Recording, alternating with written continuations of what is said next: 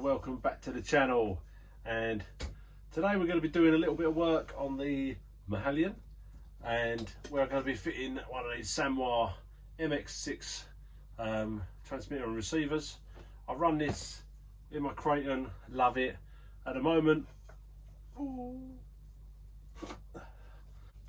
I'm running this Fly Sky, and as nice as it is, it seems that when I get a bit of distance, it wants to start trying to run away with itself, and it started getting a little bit more so on the last session. So I'm not happy about that, because obviously I have kids around and stuff and whatnot, and I know this Samoa performs effortlessly perfect. I've never had an issue with it, so I want to change that out. It could just be a receiver fault, but I like the use of this, how it works, how it sets up. The other one was simple enough, but for me, I know sometimes you just know what you know. So I'm going to get this in there and pull this apart and get it installed. Also, I've got some Scorched RC shock standoffs. I have fitted the rears. It took a little while to do so, and I went through 4 drill bits because these are titanium shock towers. And then I did a little bit of research on how to drill titanium, and yeah, slow with pressure. And as long as you're getting a spiral off or material coming off, you're good. If you don't, stop straight away, because it blunts your drill bits. And I went through 4 of them, so sharpen them up at work. Yeah, and it kind of nails them. So I've got two new ones, and they're the SS range, so they're for harder metals. But I've got the fronts to fit still, so I'll see if I can get those fitted as well. Right, so I've whipped the cover off. Got the receiver here. This is the new handset transmitter. Really nice feel, feels nice in the hand. Control feels good. I know what it's like because I've already got one. So I know you can just put a receiver in here and you can swap over, because it's got like 6 channels and stuff like that. But I do like to have their own ones. Sometimes my boy might want to drive the same one that I'm driving, so it's nice to have their own ones. And that's just my personal preference. If you're driving just on your own and no one else, then yeah, it's great to have other channels with one transmitter. So we're going to swap this one out for this one in here, and then we can get to playing around and setting it up. Right, as all most receivers, you've got your different channels. So 1 to turn, 2 to burn. So the number 1, first one there, will be your steering, and your second one will be your power, so forward and reverse. Just a nice little way to remember it. 1 to turn, 2 to burn. Right, so I've got the receiver in there. I've put some batteries into the transmitter. I'm going to turn it on and just make sure that we've got steering and stuff. Don't forget, take the car off the ground, you know, use a ramp, whatever. So I've got a little turntable I've made there. I forgot the batteries are on the back there. Right.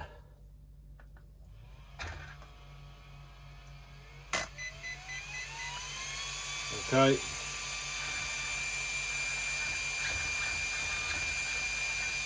Yep, steering's in reverse, so we've got to do some changes on there.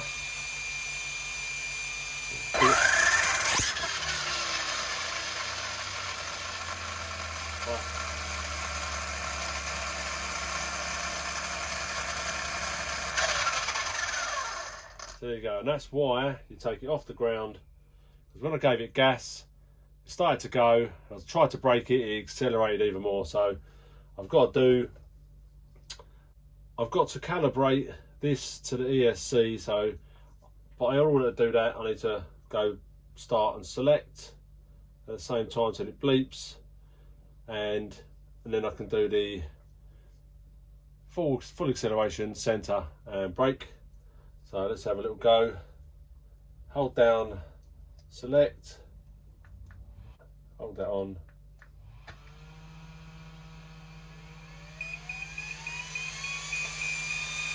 Right, centre, select, full throttle, full reverse. Right, so that should be calibrated.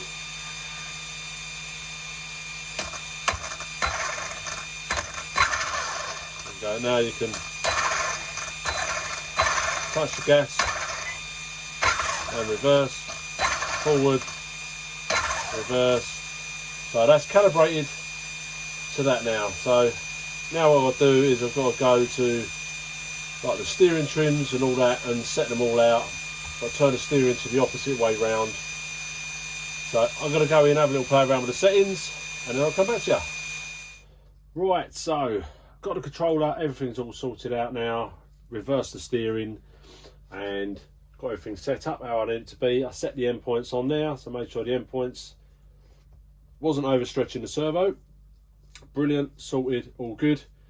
Now I've taken off the shock off of here. I've taken off the body mount and obviously the splash guard. Got myself 4mm bit, new one, and I'm going to try and drill this titanium one out to fit my Scorched shock standoffs. So I need to apply pressure, keep it slow.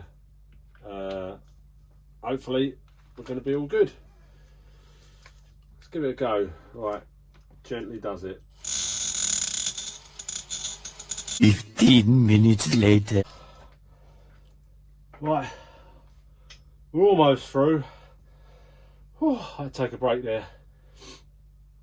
So as long as you're seeing swarf coming off, like the little strands like that, that's a good sign. It means it's actually biting in and it's taking it off, otherwise you're just blunting your drill bit.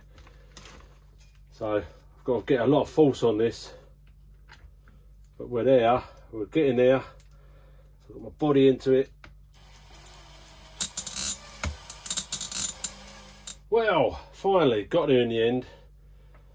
Did snap the bit though, but it has gone through. It has gone through because I went through with this bit right at the end. I managed to use that bit on the end there. I have got another drill bit which I'm going to have to use for the other side, but this has gone through. So let's throw one of these in there and then get to work on the other side. Right, so we've got this one done now. Finally got through. I didn't break a drill bit this time, so it's still in one piece, but it has made it through. Took a lot of brute force, but just quickly, these are the Scorched RC ones, and this is a 4mm screw that goes through there, and it's got a 3mm hex on the end. Also uses a bigger nut and a washer, really nice. And they also give you 2 extra screws just in case you break 2 of what you've got. So it's a nice touch as well. Pop this on. Hopefully it all fits through there, which it does. Snug fit. Wind this on like your originals. That's what it's like. It's nice. It's kind of original, but it's just with a bigger, fatter screw. Let me take a 3mm and the end of this. Give it that. Crank down.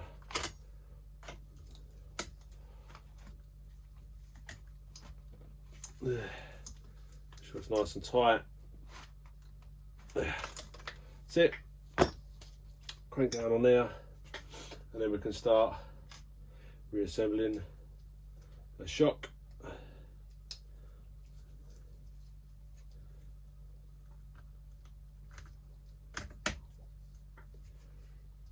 There we go, and our larger nut that goes on the end. Come on. Let's get started. And then we'll just do that bad boy up.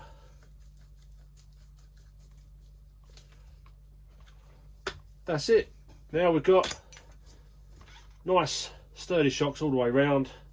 I'm going to get these the shell and all that standoffs all situated back on there, and then it's all buttoned up. So if you like what I've been doing, if you like these little tips, if there's anything you feel that I've done wrong or done differently or could have done better, leave a comment down below. But give us a thumbs up, please, tick the bell, and don't forget to subscribe, and I'll see you in the next video.